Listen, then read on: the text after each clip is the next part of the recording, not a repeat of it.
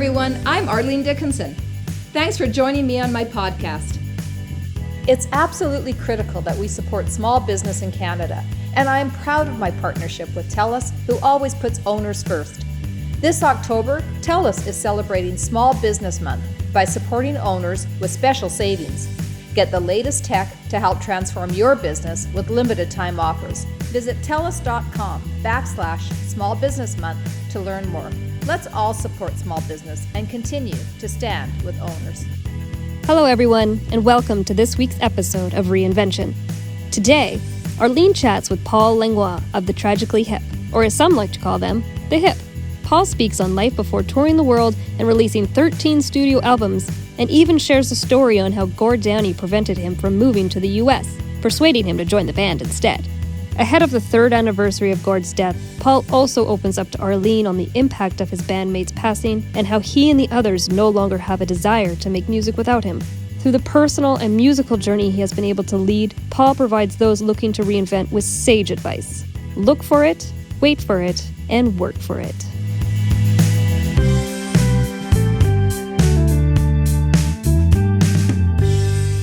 I'm talking to Paul Langlois, who is I don't know, Paul, do you call yourself a member of the Tragically Hip now still, or is that still how you're being recognized, or how do you introduce yourself these days?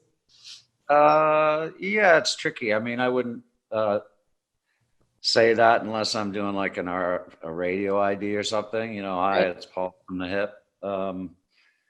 So from the Hip seems to take a little bit of confusion out of, you know, I play with the Tragically Hip. Well, I don't anymore, so I don't say that, but I can say, yeah, I'm Paul from the Tragically Hip.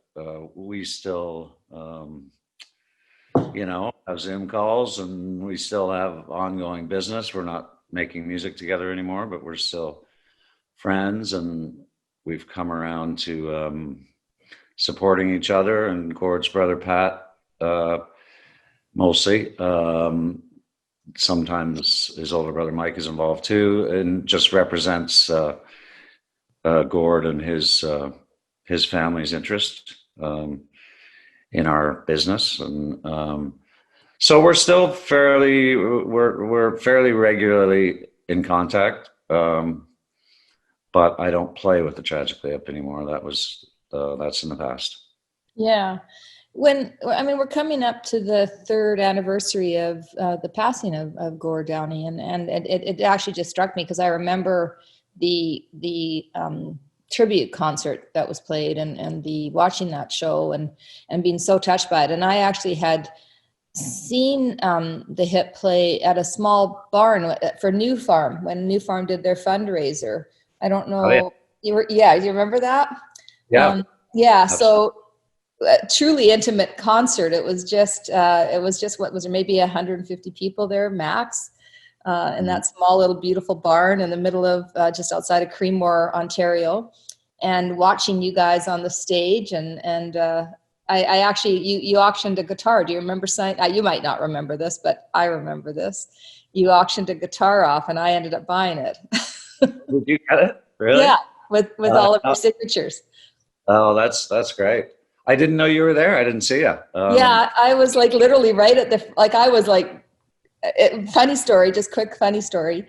I took a very good, 2 friends of mine who live up north in Ontario and he is just such a huge fan of the Hip. He plays guitar himself and loves the Hip. And so I got tickets to this, didn't really share too much about, you know, who was going to be there playing it. But Jillian, who runs the fundraiser, had shared it with me, and I told him, he was almost vibrating the entire time. And when we got there, just before you guys had to go on, I had to go to the bathroom. It was a small barn, beautifully lit with like Christmas lights everywhere in the middle of summer. And we're kind of at the front because we've made our way to the front because he's such an enormous fan. And we're standing there, and I say, I have to pee. And he looks at me and goes, you're kidding me, right?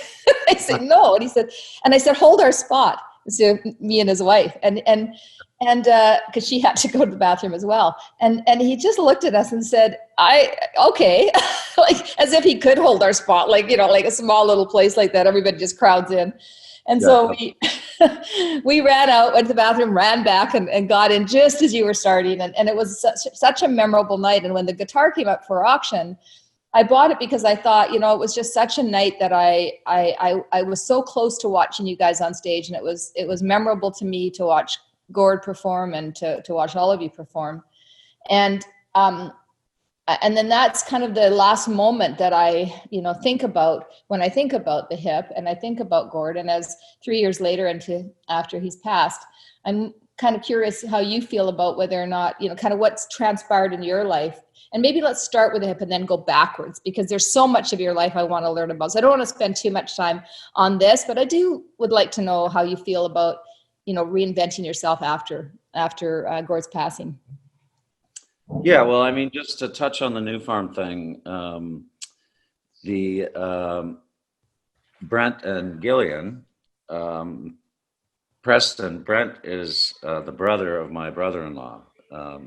My brother-in-law, Mike Preston, is married to my littlest sister, Sue. And so it was extra special for me to just be there and see this event, which I'd heard about. And they held the event for a number of years. They had to do it virtually this year, obviously. But Gord Downie played that event like as a solo act 3 years before that. And so it was very special for me just because they're family, Brett and Gillian. And, I loved his book, The New Farm. Wasn't it the best book? The best. I loved it.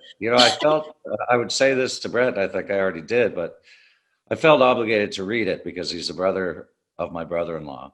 So I know them, fairly well. He's coming out with a book and I'm just like, oh God, I got to read. It's Here we go. So dry. Here we're going to read about the New Farm. Okay. He's going to ask me about it. I'm going to have to say I read it. Well, it was a page turner for me. I mean, I learned so much and it was just such a well-told story. I highly recommend that book. And they just have a beautiful thing going there. And that was everyone in the band knew that too at the time because Gord had played it 3 years earlier and we talked about it and they know he's my brother-in-law's brother and Gillian's such a sweetheart. Anyway, it was a special night for us. So I'm glad that you mentioned that show because I look fondly back at that. And with Gord, we all went through a lot with Gord and his illness. And, that was, I just learned so much. I ended up moving in with him, he and his brother, for about the 8 months before the last tour, just to try and get him in shape and really help his brother Pat out, but also Gord. And it was I've never been so present in my life. And my wife, Joanne, would come up whenever she could, depending on what our kids were doing. But they're both university age at the time, so it was a little easier to get away. And anyway, it was a gift, and he was just so dignified, and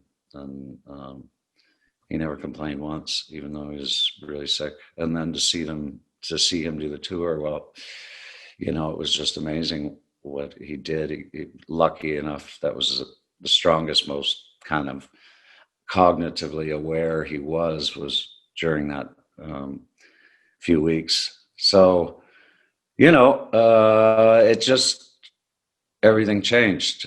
I hadn't been through that kind of loss before, luckily enough. And none of us in the band, we kind of really went into a probably full 2 year period of just being kind of brick walls and not really talking much, which is fine. Everyone's just dealing with it with their own, friends and family, but not really communicating too much with each other. And now we are, like I would say, for the last year or so, and it's much better. We're not a playing band anymore, and that's a unanimous, easy decision. We lost Gordon.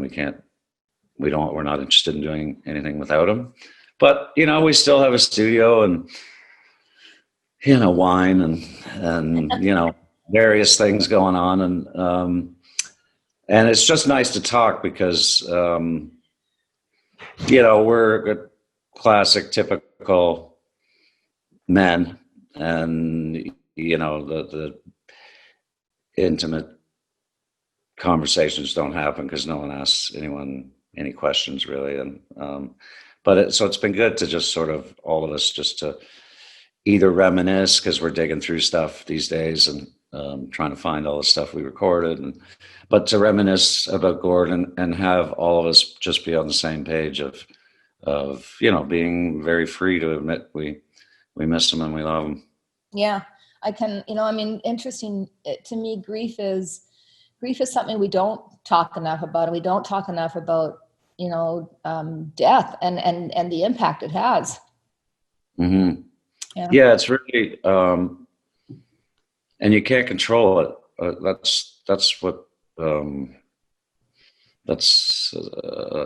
It can be overwhelming, but it can be, sometimes it allows you to be happy about having known somebody and having been lucky enough to, I would say, especially me with Gord, we're best friends, and he's the reason I got in the band.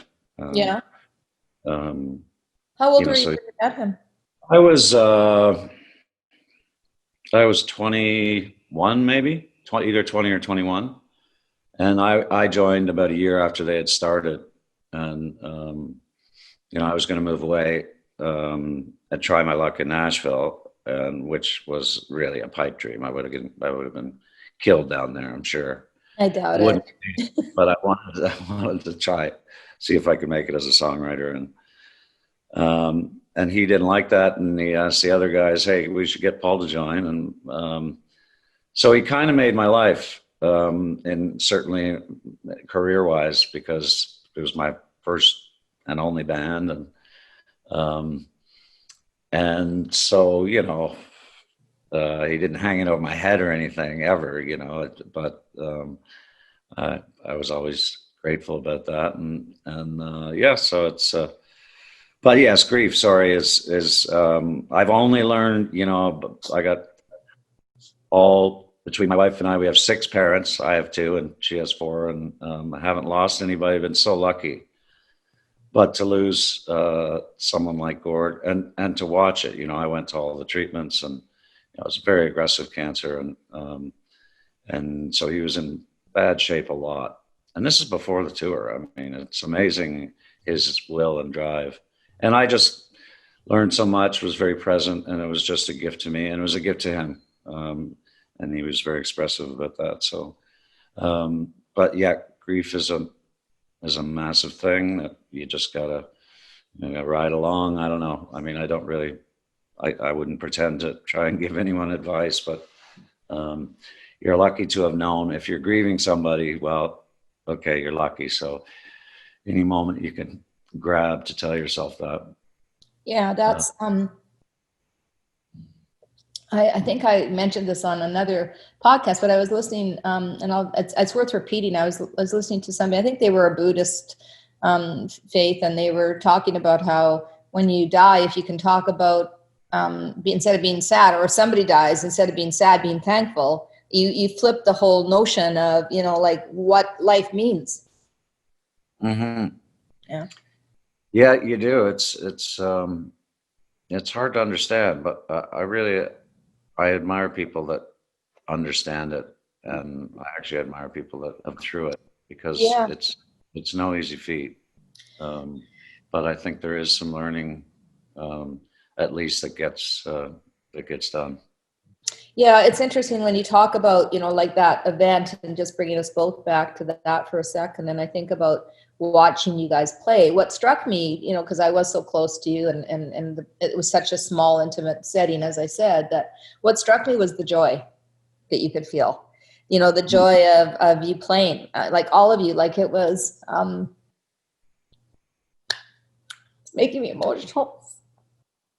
Oh, sorry. That's okay. I know you're going through a good friend going through this stuff. Yeah. Well, that's what it's about, Joy, and that's what it was about for us. We got lucky. We had the right combination of people. We were confident. We were like, we knew we were good. But we not like in the sort of flashy way. We just knew we were good together. And so maybe there was nerves, but there was just such a confidence. And the whole day, when you're in a band or maybe you're an actor in a play or you're doing a broadcast or whatever, that whole day and night is about that moment and those moments. And we were lucky enough to be great friends. We grew up together. We feel like we're doing the right thing. We're just happy.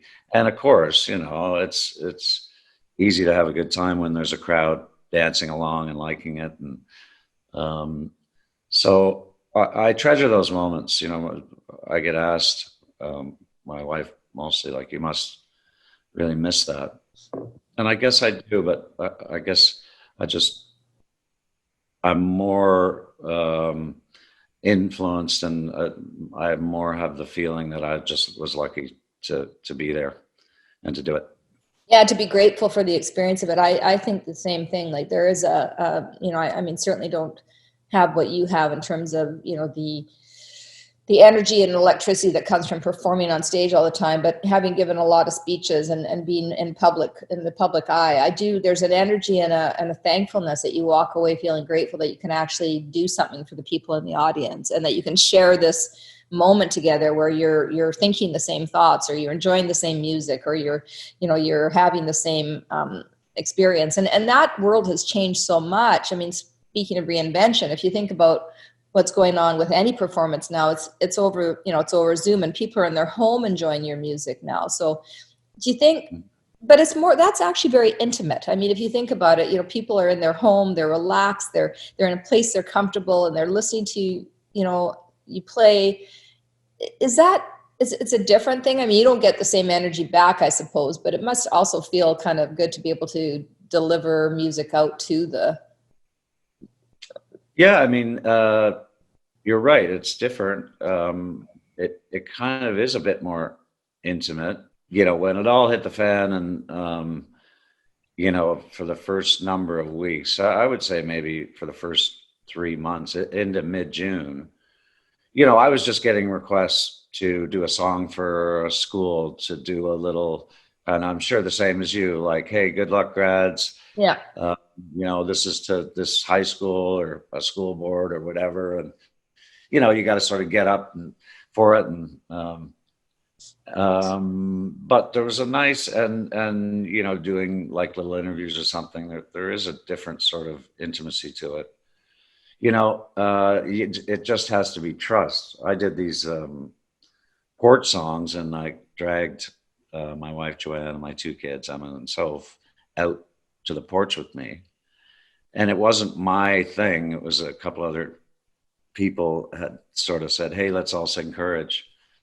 This is early on, like probably March wasn't over. And, I didn't think anyone would watch, but quite a few people watched. And then I started doing it semi-regularly. And I just kind of had to picture all the people out there, though there were like a small gathering of people out in our front porch, which helped, because, it helps when you see people. So anyway, It's true. Yeah. So it just, it very much changed. I mean, it's not as, who knows? I hope we're not going into another second wave shutdown or whatever, but it's calmed down, the Zoom world. But yeah, it's certainly for all artists and musicians, and everybody, in all sort of different career fields, things have really changed. So I mean, your podcast is named aptly. It's like reinvention. Everyone has had to do that. In some ways. We've all had to pause and think. You had those months with Gord where he was sick and you were going with him to treatments, and I'm assuming that was a giant pause in your life. As you said, you were never been more present, right? And I think that's happened in some respects to all of us that were home. We're thinking about, we were talking before we started recording about how this is a moment that people are actually all returning home, that they're all going back to their homes and they're not traveling as much, and we're kind of refocused and recentering ourselves. And while people say, well, I'm so nervous or anxious that I can't reinvent myself, I think we all are in our own minds revisiting who we are and what we've been through and how our experiences are actually guiding us into what we want to be in the future and what we want for the world in the future. And that's one of the things that I think your songwriting has done, because a lot of the songs, and a lot of the music that you played, whether it was through the hip or on your own, I find the storytelling to be super compelling because it makes you think about what matters. And was that intentional, or was that just was that style like to be so storytelling in its approach, or why did you go down that road? It was Gord, but it was Gord being influenced by the people around him, and we were the people around him because we really constantly toured. We were just on the road always, and we were always playing. Like, this is for the first half of our career. And yeah. So, I think places really started to, affect all of us, where places we recorded, places, obviously the places we play. Canada, it wasn't like, it was never like, yay, Canada. There was always a bit of a darkness like there is in Canada. It's a beautiful country. There's great people. We're very lucky not to be living in the country underneath, obviously. But it always kind of bugged Gord, and that was just his thing. It just bugged him that all these people are up north, and a head of lettuce is $25, and, just like there's no, they're just kind of stuck in the winter. They want to be there, but it's it just always bothered them. So that seeped into obviously a solo work they did at the end, Secret Path, but it was always kind of there. We always loved Canada, but like we play London, England, or whatever, often anywhere, San Francisco, and maybe a Canadian flag's out, so that's fine. But we didn't want to have a Canada party. We were interested in just, we appreciated the support. And I think, when he kind of became the main lyric writer, which was fairly early on, I think he just worked on it really hard and really wanted to make compelling things. Obviously we read a lot. It's hard to say where you can grab a song. Parts come to you, and it's not like you can just, take out a piece of paper and say, well, I'm running down the road. It's just, there are little inspirational ideas that hit you. And he just always had a notepad and would write it down if it happened, even if you're in the middle of something. So he was just good at it, I think. And we were good at, once there was, there was a lot of musical ideas in the band. We just went around in a circle. Are you still writing? Yeah. I've done 2 solo records, but it's been a while now, like 2011, 2013. So 7 years since Not Guilty. And I was sort of writing a little bit, but then, then I kind of stopped. We were still in the band, and then Gord got sick. And since Gord died, I really was almost afraid to write. I just didn't, okay, what am I going to write about Gord? To myself, just in my head. And anyway, so I did go in the studio. I think I mentioned we have a studio in outside of Kingston called the Bath House. It's in the town of Bath, which is about a half hour towards Toronto, so 2 hours east of Toronto, and just a half hour from downtown Kingston here. So I went out and I was just like really down on myself because I was like, I don't have any ideas here. And it was just me and the engineer, and his name's Niles. And I said, Niles, you got to give me an hour or two in the kitchen here. And yeah, I was able to, because it was a deadline, it's much easier to write for a deadline. And I was able to come up with a couple, 3 songs just right there. And of course, the first one was about Gord. It was just like exactly what I was telling myself, don't do that. But it was just like, you can't write about anything but feeling, or at least I can't. Right. So yeah, I wouldn't say I'm actively writing. I have many people in my life that are trying to really get me to write. Some bother me. I had a practice last night with, I have 3 good friends here in Kingston, and we're called the Campfire Liars Club. And we had a socially distant outdoor practice last night. And, those 3 guys get on me a bit. And, especially a guy named Greg Ball, who's like, so have you written anything? Let's hear it. And I'm like, nah, I haven't written anything. And he's being nice about it, but it seems to be bothering people around me that I'm taking more of a pause than they want me to. But I'll get back at it. You will? You don't feel like you're at a different stage in your life that you want to, like maybe this is part of a next reinvention for you. Like, I sure hope you continue to write and play, obviously, but is there something else that you've been thinking about in your downtime as you've been? Well, I would say that's pretty perceptive what you just said, because I kind of walk around and in my mind I'm thinking, okay, well, the hip was behind this. It wasn't just a little thing. It was 32 years together. So it wasn't just like a little run, 32 years. And so, okay, so now that's over. So now I guess, what do? I go to the cottage and, golf a little bit, curl in the winter. Maybe this is good for me. Maybe this is enough. And I know deeper down that that's not true. I can write songs. I know I can do it. So there's sort of an obligation. I'm not going to do it in like where put out a record every year or whatever, but I do feel like I'll do it again. But I just, right now I'm in the resistance phase where I'll sit down with a guitar. I like playing, and maybe, get little ideas. And so I just record the little ideas and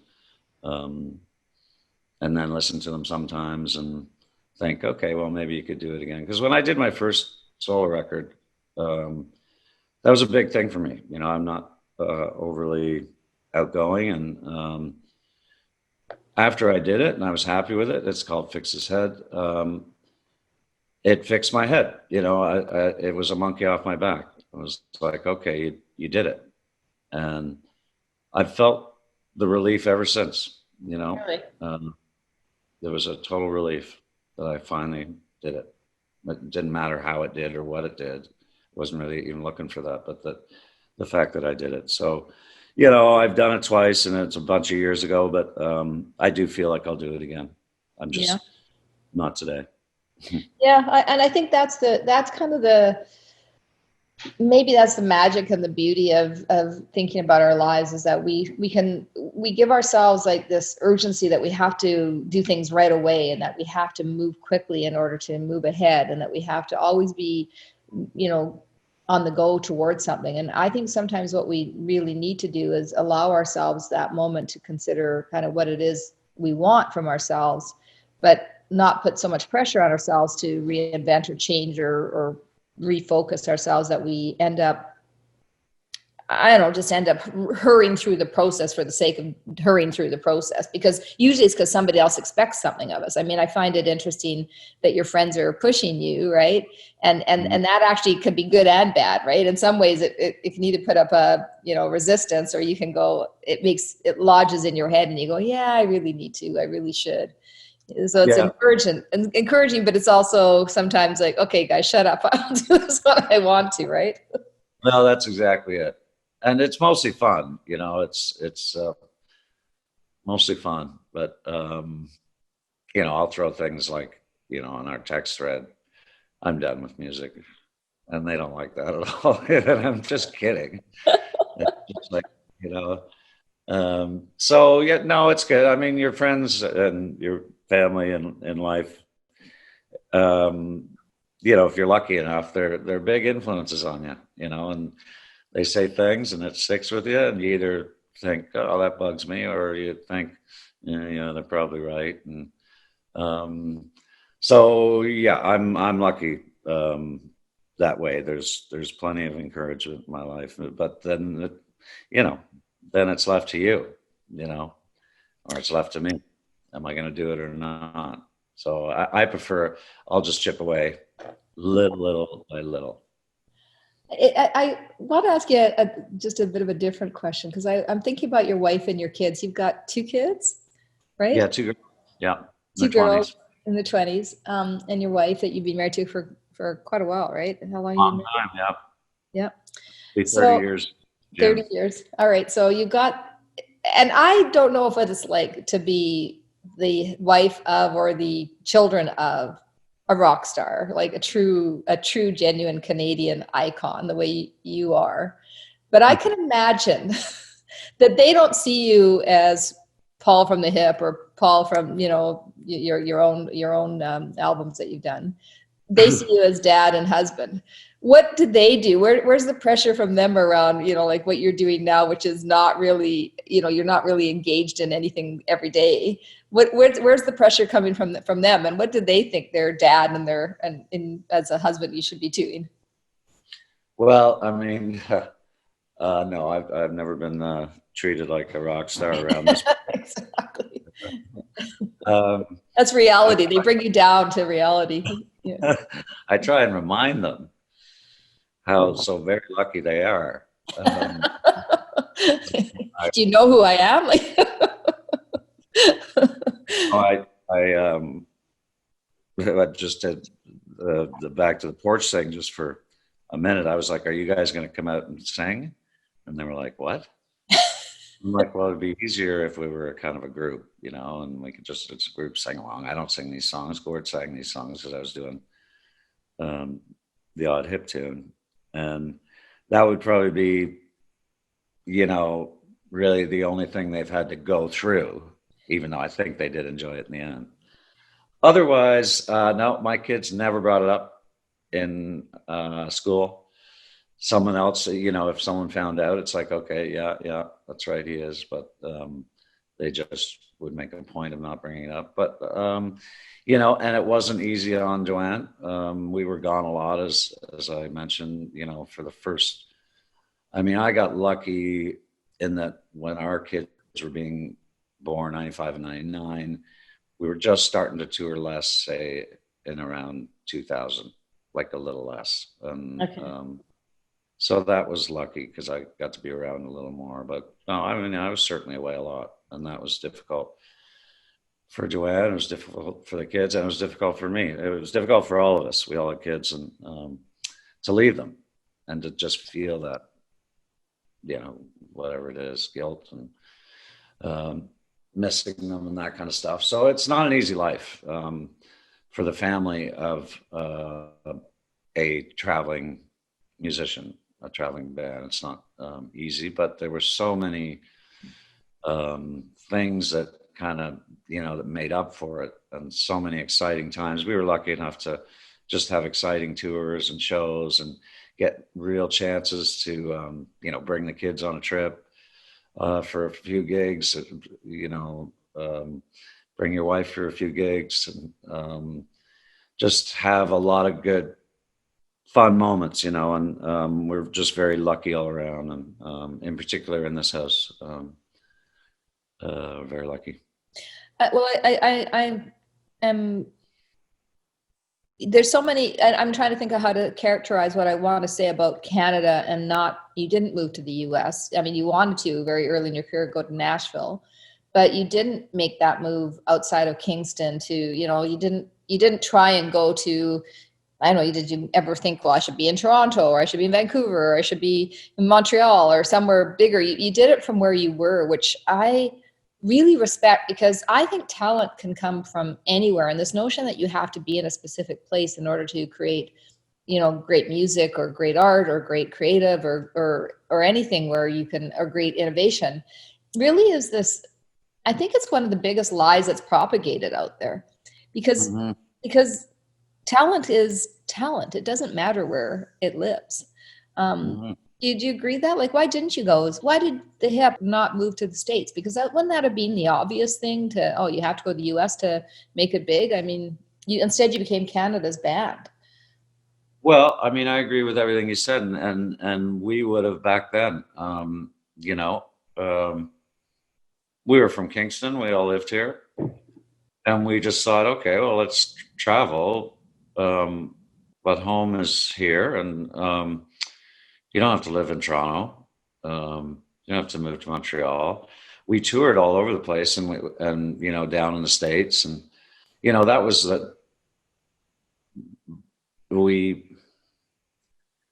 our lives didn't change. I mean, we had fun on the road, of course, but we had a serious gig, and we were playing usually 6 nights a week. And of course, because we were in a van and we had to drive ourselves, and you play till 2, and especially in Canada, you gotta you play Winnipeg, and then whatever, your Regina the next night. I mean, that's not an easy life, and so you have to sort of take it seriously. And so whenever we were off, everyone was very happy to come back here. I mean, Gord ended up moving to Toronto. Actually, he and his girlfriend and Joanne and I, at the time, weren't married yet. We moved to Toronto for a few years, but we were never, I mean, we had management based out of Toronto, and still do, but everyone was kind of just like, we didn't need to, we felt like we'd come in Toronto, play, and then leave. And it was almost better. Like we weren't, we were just doing our thing.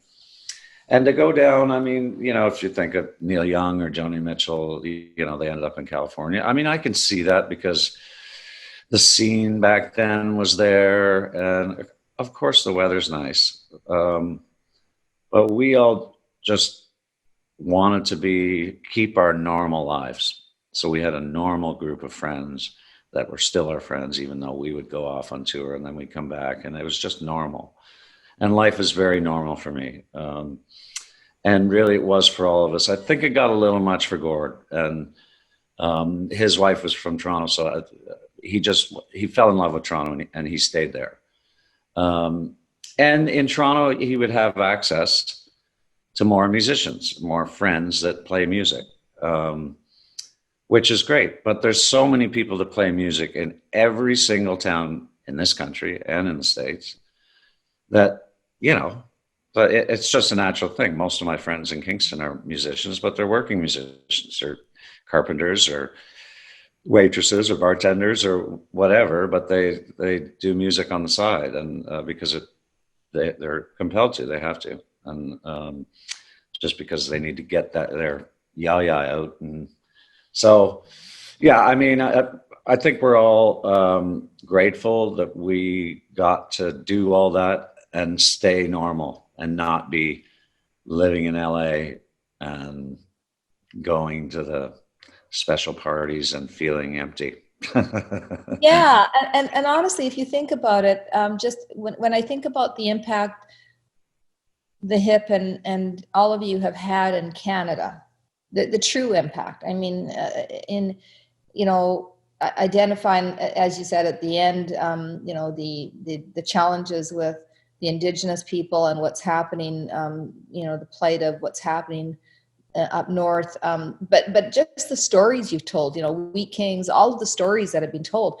I feel like if you had gone to America, we would have never had that deep tapestry and that deep kind of expression of our nation. And so that just like I kind of stopped thinking, ooh, what if they'd gone? What if he'd gone to Nashville? And what if they'd all moved down there? And what would the music have been? It wouldn't have been the same. Because you wouldn't have had the experiences of traveling in a van from Winnipeg to Regina. And when you say that, Paul, like all I can think about is because I've done grueling road tours, and it is exhausting. Sure. I can't imagine what you guys did. I can't even imagine how tired you must have been, especially as you age, right? I mean, you're not 20 anymore. You're, and you're on the stage and you're performing. Like, isn't it exhausting? Well, I know you. Obviously, I'm very aware that you've done this kind of thing, this touring thing, and it is not easy. That's the first thing you learn. If you have a friend come on the road for a couple of days and they're like, "Wait a second, we're leaving." Yeah, we're leaving. Yeah. We're leaving at 2. We should get there about 7 tomorrow. And no, it's not easy, and aging doesn't help. We could not have done this. What we did in our 20s, like really for those till we were all around 30, we were in a van driving ourselves, loading, unloading, long trips all over the States too, everywhere. A lot of miles. But then we got a tour bus, and that really helped. Yeah. Because we finished the show, you get on the bus, listen to music, go to your bunk, sleep all night. Beautiful sleep. It's dark, cold, perfect. You got blankets. You don't have to have it cold if you don't want. Pitch dark. You sleep until the morning. So that. So from our 30s to our 50s, it got easier. Touring got easier only because of the bus. Because you don't have to drive and you can actually relax and have fun. It was still grueling. Just the shows and the sound checks and the, constant, because you're on the road. Once you're on the road, you want to work because there's nothing else to do. So, yeah, it's not as easy, I think, as it looks. It's a lot of work, and there's a lot of bands, artists out there, right now they can't really tour, which is very tough, but we will get through this. But any musician you look at, only because that's my perspective. I know there's a lot of people out there that work very hard. But any musician that is touring out there, they're working hard. It's not an easy life. When you look back at your life now, at the your middle age, I guess is how they call it nowadays. I don't know. It's that's what they call us. Whatever they call us, we're getting older. Yeah. But when you look at your life right now, do you go back and think there were moments that you missed in reinvention or reimagining yourself, or do you feel like you've lived the life you were supposed to live? Like, do you ever have those thoughts? I feel like I lived a life so far. I try not to feel like it was or it has been a life that I don't deserve. I must have deserved it somehow, but I just,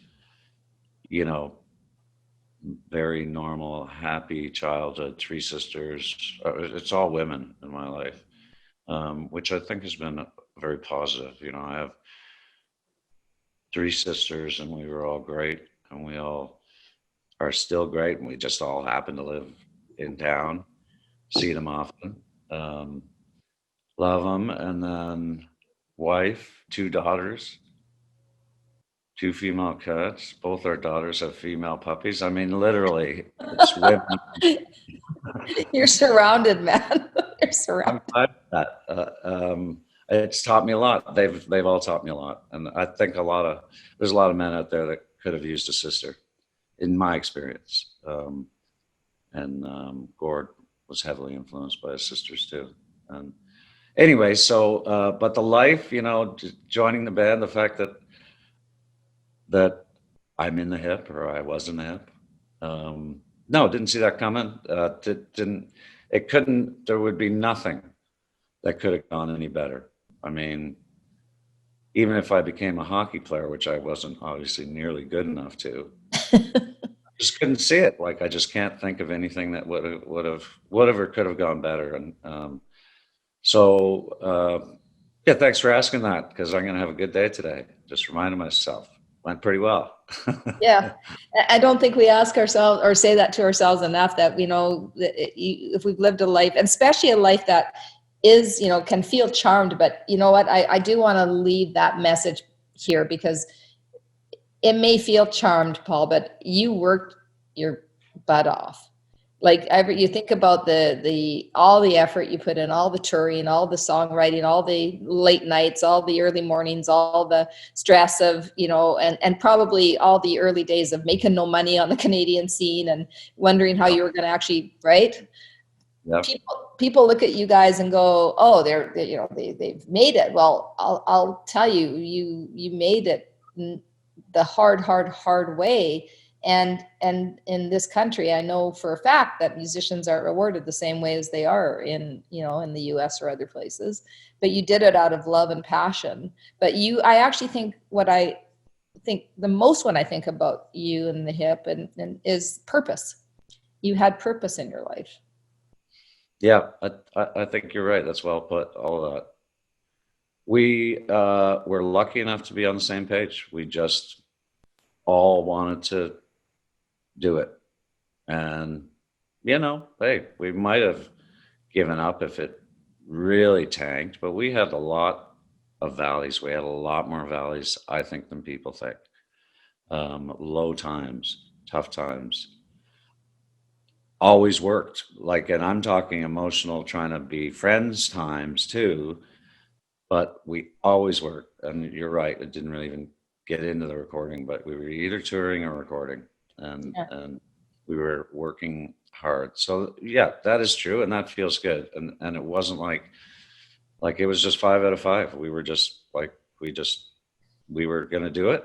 We just kept going for it. And but there were a lot of struggles. So yeah, I mean, but I still feel very lucky because we all wanted to do it. It wasn't like, oh God, we got to go play. Maybe the odd time, but.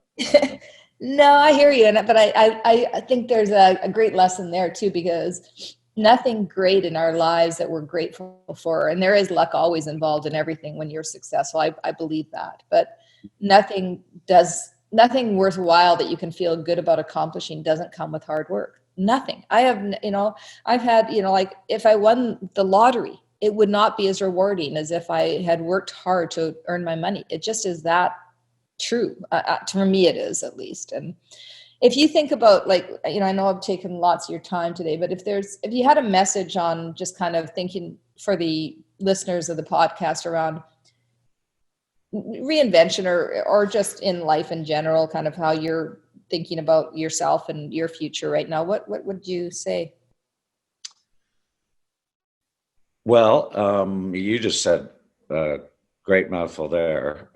So because you took that, I would say, I think you need to give yourself a break. I don't know why my mind goes to young people, but I guess it's because I'm a dad and an uncle and whatever. So, but I'm not like an advice giver. I always tell the kids, I've never told the kids anything really, but I would say you need to give yourself a break. But you also, as you touched on, you have to work. And the best thing to do is find out what you want to do. Don't worry if you're 24 and you don't know what you want to do. Don't worry. Just work at whatever you're going to do. If there's going to be a left or a right coming up, some kind of thing, just look for it, but work hard, enjoy your life, and be happy. You have to. I think it has to start with giving yourself a break, and it really is the most important thing to. Don't be hedonistic. Just be happy. Just look for what it is, and you can find most or a lot of your happiness. Certainly, with love, you find happiness and friends and family and all that. But in your sort of career work life, you can find happiness. You just gotta sort of look for it, wait for it, and work for it. So I don't know. That's a very jumbled piece of advice. No, it's not. It's actually, I like that. Look for it, wait for it, and work for it. I think those are, keep your eyes open to the opportunity, wait for it. expect it to just happen, and then work hard for it. I love that. I think that's actually some of the best advice I've heard in a long time. So those are 3 really good things to live by. Paul, I really appreciate the time you gave me today. And I know I said I wouldn't talk, but I do want to thank you. You did a song for a friend of our family who's very, very ill. Yes. And I'm very sorry about that. Yeah. Amy. Yeah. Amy. I did. Yeah. Loved Amy.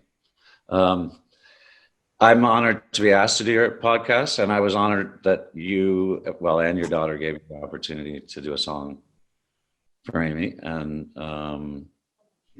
so I wish her all the best, and you too. I'm honored to be on your show. Do you call it a show? It's a show.